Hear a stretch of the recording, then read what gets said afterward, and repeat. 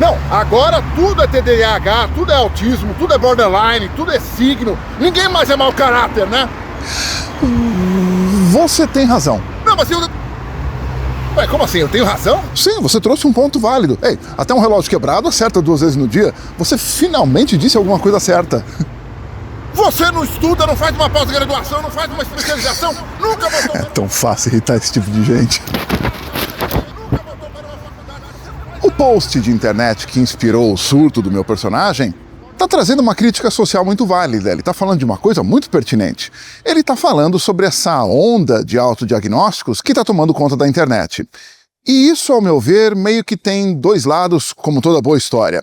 Ele está falando sim de um exagero ou coisas ditas a partir de concepções muito vagas, muito rasas, mas tem sim um lado positivo. A gente tem sim hoje muito mais acesso à informação e muito mais incentivo à procura por ajuda de profissionais de saúde mental. Então, muita gente está efetivamente tendo acesso a diagnósticos legítimos e cuidados com profissionais de saúde.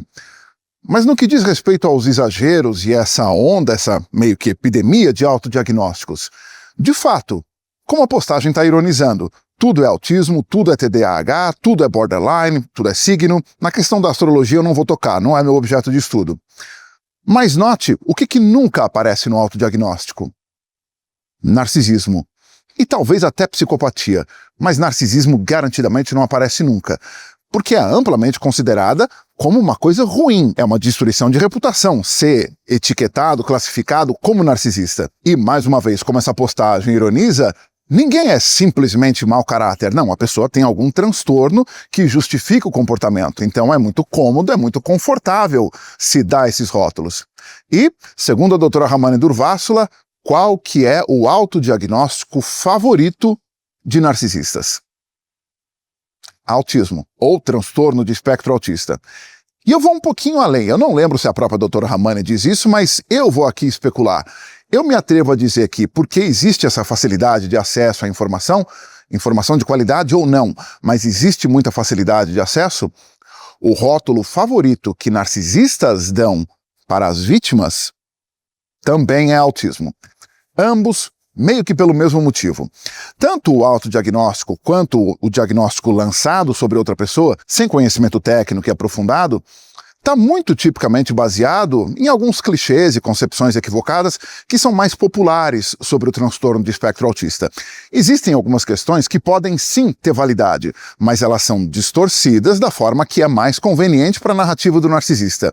Por exemplo, dificuldade de socialização. É tido que autistas têm dificuldade de socialização por um impedimento de desenvolvimento neurológico. E aqui está o primeiro de muitos enganos comuns. Transtorno de espectro autista não é um transtorno de personalidade. Ele é um quadro de desenvolvimento neurológico, que tem manifestações no comportamento e na interação social, mas ele não é um transtorno na personalidade do indivíduo. Transtorno narcisista, sim. Este sim é um transtorno de personalidade. Hipersensibilidade sensorial. Um autista, de fato, pode ter efetivo sofrimento, desconforto, por excesso de estímulos, ruídos muito altos, alguma forma de desordem. Autistas precisam muito de ordem e rotina. Estas questões todas, que são as mais populares, são o beabá de quando você está começando a se informar minimamente sobre transtorno do espectro autista, são as que mais o narcisista usa para distorcer da forma que mais o beneficia. Quando é no autodiagnóstico, ele toca, por exemplo, no equívoco mais comum, a falta de empatia. É a empatia natural. Empatia é a capacidade, a habilidade de identificar e nomear os sentimentos de alguém. Então, por exemplo, você pode identificar, mesmo que a pessoa não verbalize nada, mas tem questões na linguagem corporal e nas expressões que permitem você perceber algumas coisas simples.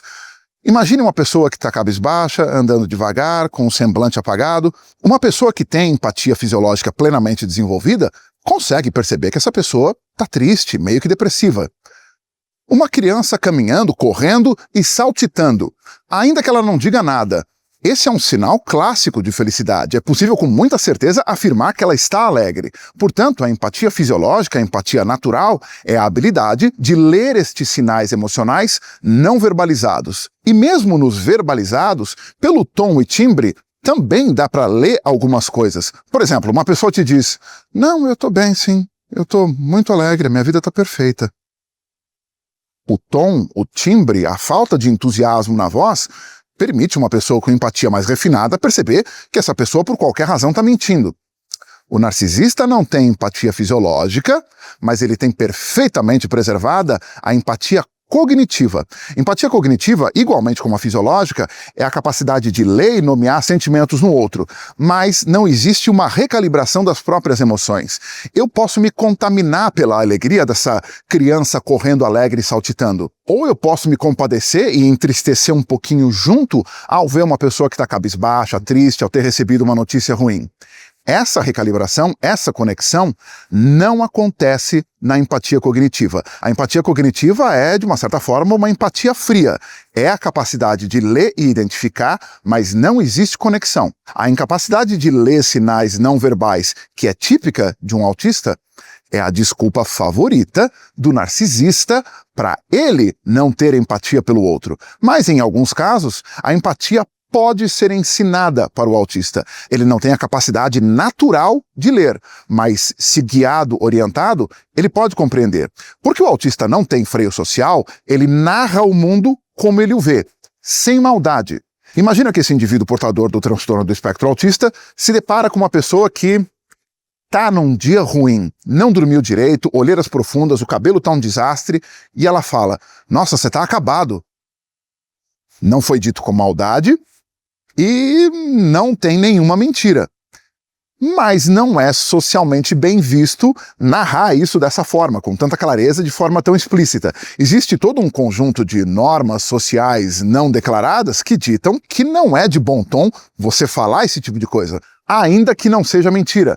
Pode magoar, pode ferir os sentimentos de uma pessoa que já não está num dia bom. E aqui está mais uma excelente desculpa para o narcisista ser cruel. Ele pode falar o que ele bem entender e, não, eu só estou falando o que eu vi, eu só falei a verdade. Essa é uma desculpa clássica de narcisista. Agora, e quando o narcisista lança sobre o outro, lança sobre a vítima, o diagnóstico infundado, sem base nenhuma, de autismo, de transtorno do espectro autista?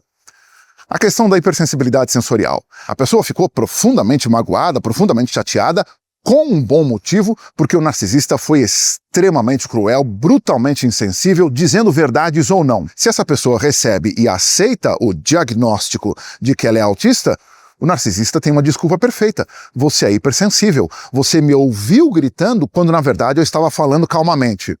E o narcisista pode até ter falado calmamente sem erguer a voz, mas calmamente regurgitou as maiores atrocidades possíveis. Mas a vítima é hipersensível, a vítima está exagerando. Isso é uma forma de gaslighting muito refinada. Portanto, há que se ficar atento. No final das contas, para si próprio e para os outros, vale o que eu sempre digo aqui. Procure um profissional de saúde mental qualificado. Somente um profissional treinado e licenciado pode dar um diagnóstico. Você ou o narcisista podem palpitar, suspeitar do que bem entenderem, mas um diagnóstico só pode ser dado por um profissional qualificado com o paciente voluntariamente em consulta. E se você já se viu como alvo desse diagnóstico de autismo, ou seja lá o que for, dado por uma pessoa que estava numa relação tóxica, procure se perguntar uma coisa. Essa suposta hipersensibilidade sensorial, ou quando vem da outra parte, brutalidade, grosseria gratuita, com a desculpa de estar narrando o mundo como vê, você tem essa experiência com outras pessoas? Você percebe a fala de outras pessoas como grosseiras, ou você acha que todo mundo toda hora está gritando com você? Se a resposta for não, já tem uma coisa aqui para ficar de antena em pé.